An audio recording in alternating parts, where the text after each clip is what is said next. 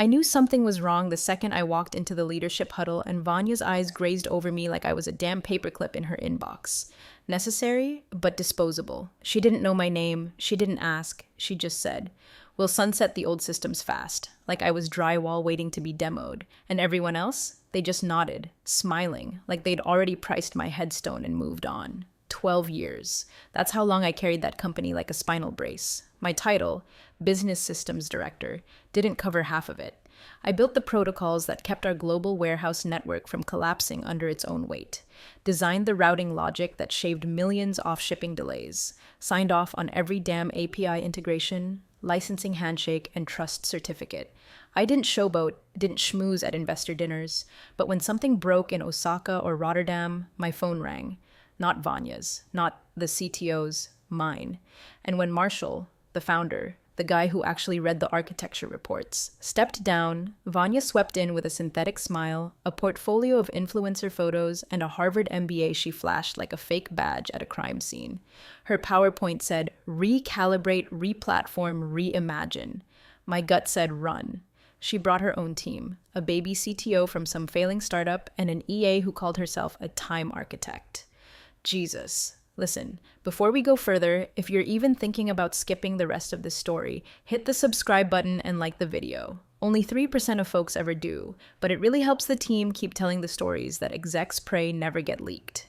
Anyway, Vanya didn't ask questions, just assumed everything ran on Magic and Gmail. She wanted to wipe the system clean like we were some freshman dorm project, not a live network routing goods across 5 continents.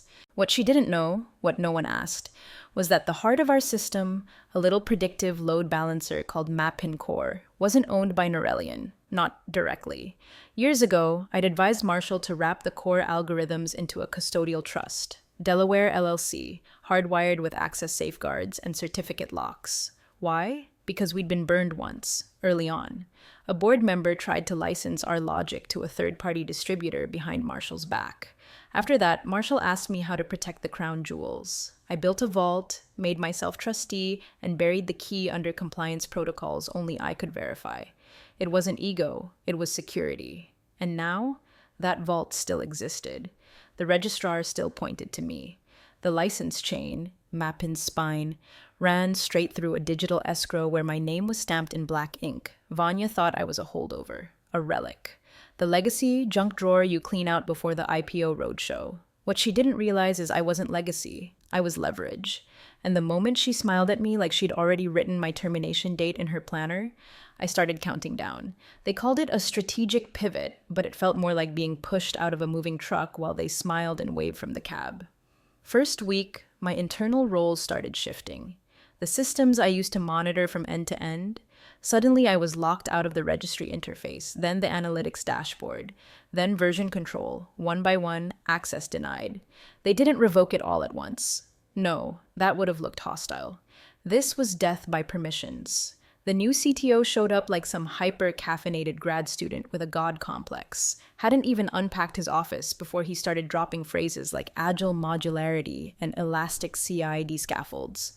I asked him once, what governance layer he was planning to use for warehouse rollouts, and he blinked at me like I'd asked him to recite the periodic table in reverse. He wore white sneakers with a navy suit and had a background in social metrics. I looked him up later. His last startup was a gamified loyalty app for frozen yogurt shops. That was the guy rewriting our routing backbone. Procurement stopped copying me on renewal schedules. My signature was suddenly not required. Engineers I'd walked through their first build cycles wouldn't look me in the eye. Vanya's assistant, she had one of those names that sounded like a furniture brand, Calera or something, started gatekeeping my calendar invites, citing executive bandwidth constraints. HR reached out to schedule a collaboration dynamics refresher, whatever the hell that means. And through it all, I stayed quiet, watched, logged everything. Because I knew what they didn't, Mappin Core, the thing that made Norellian valuable, the algorithm that took 11 warehouses worth of chaos and turned it into near-perfect routing logic. That asset wasn't in the code base anymore, not legally, not structurally. It was held in a layered custodial framework I helped write after the 2016 licensing scare. It had its own key structure, its own certificate pathway, and a private registrar bound to a trust agreement with 3 signatures, one of which was mine. irrevocable unless I died or chose otherwise. And no one had ever asked me about it, not once. They thought they were phasing me out, trimming fat, upgrading to some sleeker, cloud-native thing with pretty dashboards and zero legacy. But they weren't upgrading. They were slowly disconnecting themselves from the only architecture that actually worked. Every tool Vanya was canceling had one silent dependency: MapPin. Her vertical future was balanced on a system she hadn't even identified. It was like watching someone tear out the walls of their house because the paint was dated, completely unaware they were holding up the damn roof. I documented every tool they decommissioned, every platform they switched, every time they bypassed my signature. Because when the lights started flickering, and they would, I wanted the ledger clean. They thought the shift was theirs to make. They never imagined I was already halfway through making mine. The moment I saw that red flag calendar invite, no subject, no agenda, just mandatory attendance, I knew. There's a particular flavor of corporate dread that sets in when a company doesn't even bother to lie to you gently. No leadership alignment, no vision refresh, just a blank screen and silence. I wore black that day, not for drama, for closure. At 3:07 p.m., right on the dot, Vanya flickered onto the screen like the villain reveal in a tech soap opera. Perfect lighting, a studio mic, that fake-ass TED Talk cadence like she was about to sell us a mindfulness app instead of body bags. "I believe in clean slates," she began, smile locked in place like Botox meets ambition. "And today, we're starting fresh." She didn't even blink. Effective immediately, we are parting ways with several legacy contributors who no longer fit the future of Norelion. Then, like a hostess announcing specials at a steakhouse, she added, "Jason Fell is among them." Jason was our back-end architect. He built the load distribution matrix that MapPin still leaned on for fallback. Brilliant, quiet, never missed a review cycle. His name popped up and vanished in the same breath, like a sacrificial offering to the altar of disruption. That's when I knew I was next. Not just next, already done. I didn't need to wait for the dagger. I was the opening act, so I didn't say a word. Didn't argue. I just reached beside me, picked up my badge, and held it up to the webcam.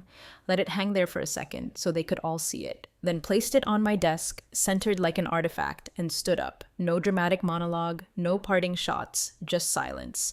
And the sound of a chair sliding back. I left the frame. By 3:20 p.m., my Slack access was gone. GitHub account revoked. Confluence login deactivated. The system scrub was fast, I'll give them that. Like I'd never existed, except I had. And not just in the admin console or the credentials archive. I still existed in the root ledger. See, the thing about building something critical is that the most important pieces aren't in the places people look. They're under the floorboards, wrapped in redundancy, air-gapped, and bound by logic few executives even know exists.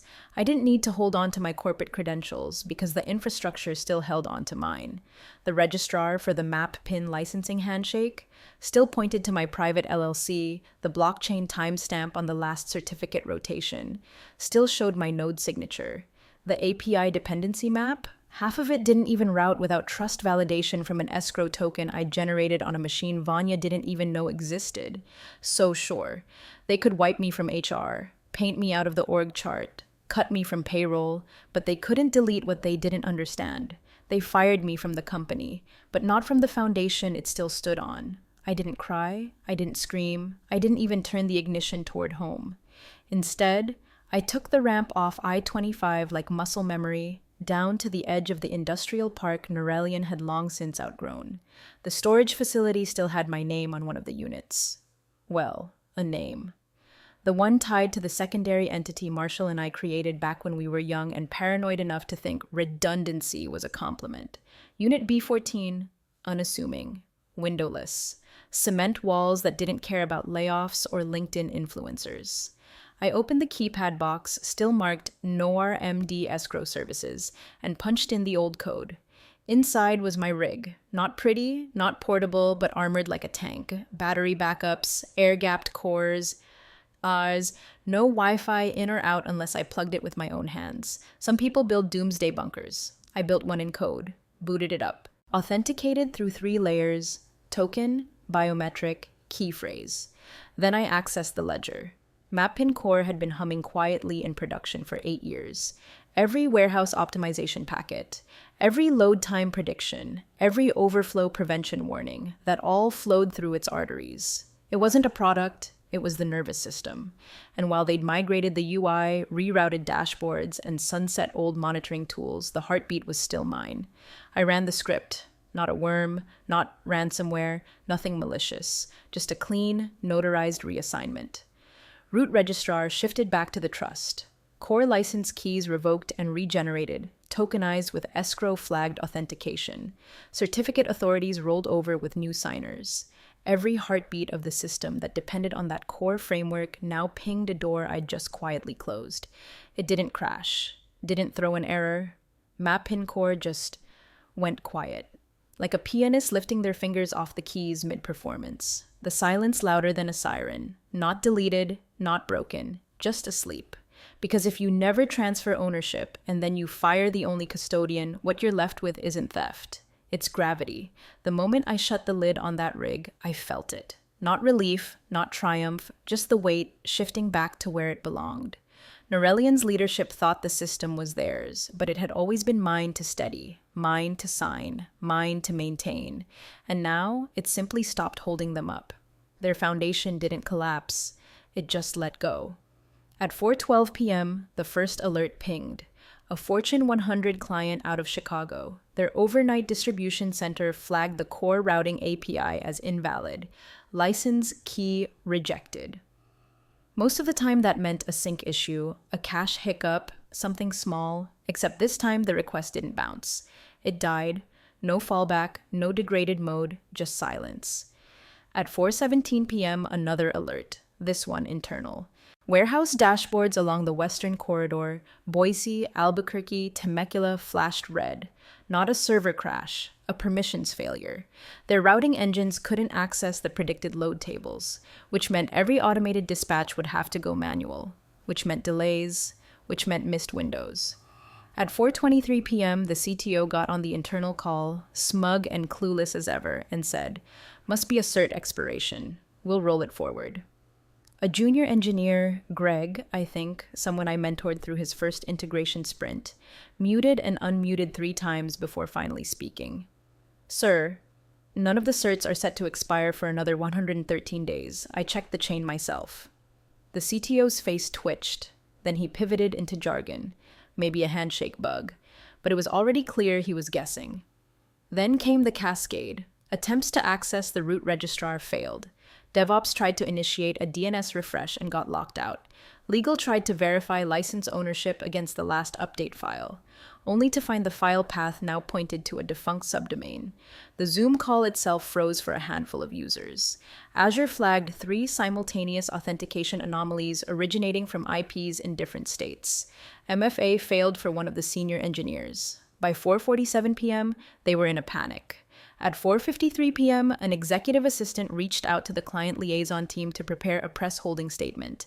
It never went out, because at 5:00 p.m., the automated client portal triggered its final failover protocol. Top 5 clients, tens of millions in ARR, received an identical message. Operational disruption under review. Please stand by for license reassignment clarification. That phrasing wasn't accidental. I wrote it. The thing is, every system at Norellian had a map. Every escalation had a diagram, every resource had an owner. But this vault, the one tied to the custodial trust, was never mapped in the internal wiki. It was off-registry, off-index. Its existence wasn't even noted on the ITescalation tree because Marshall and I built it to not exist unless it needed to.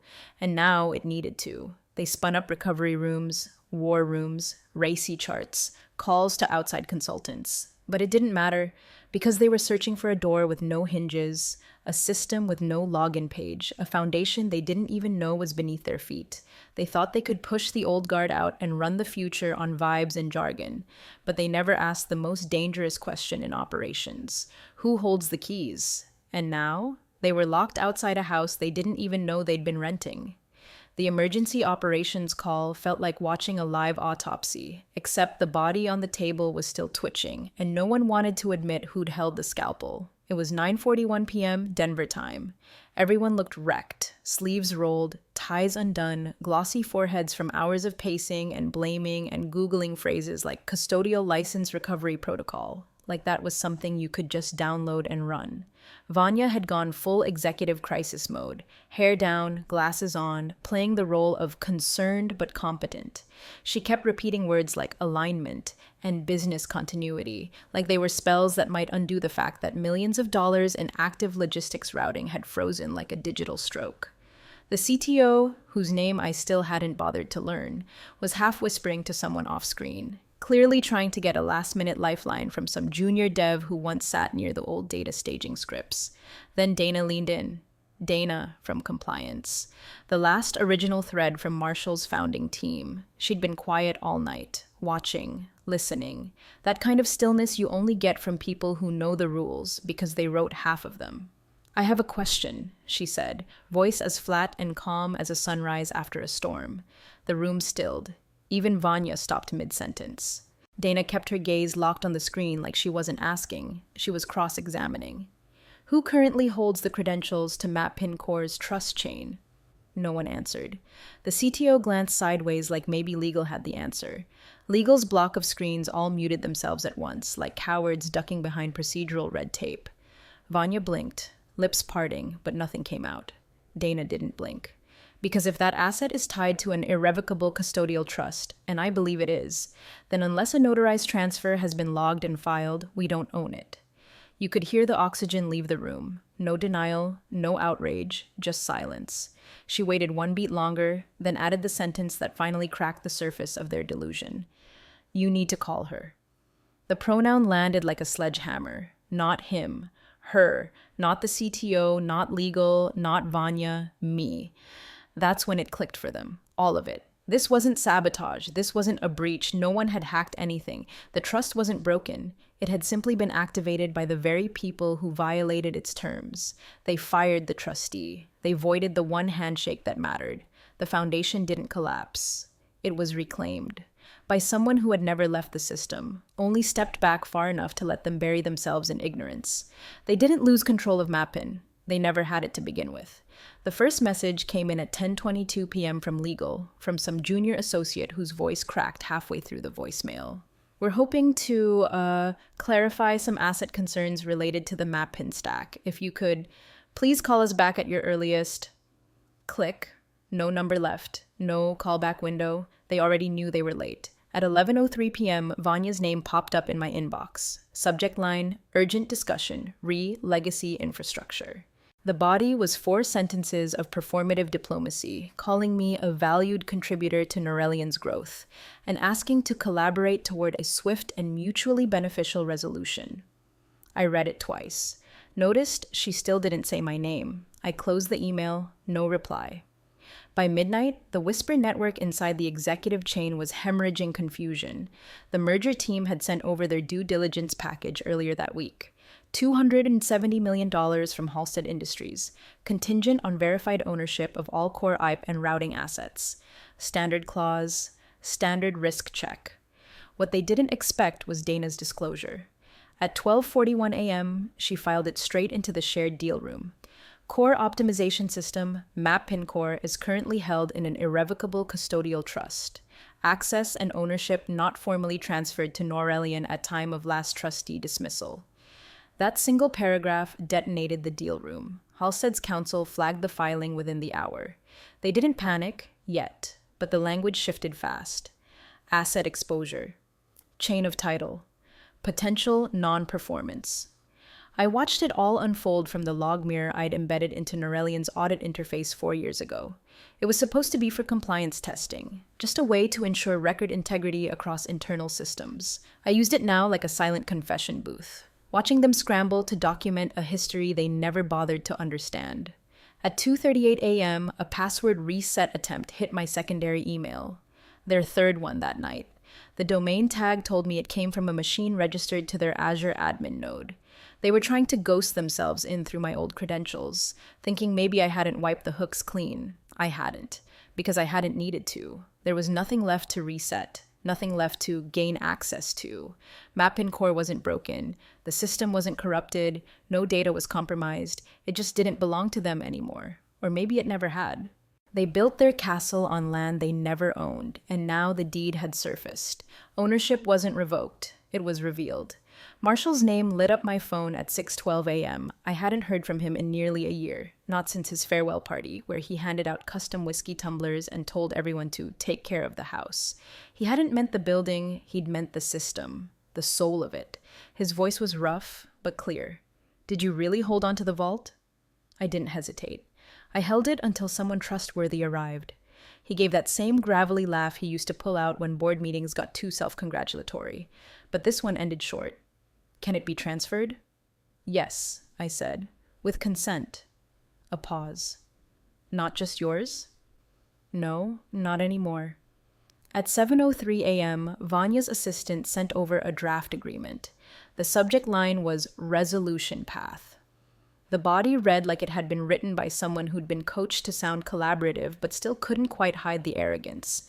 It opened with legalese, danced into performance metrics, and concluded with a line that tried to sound gracious.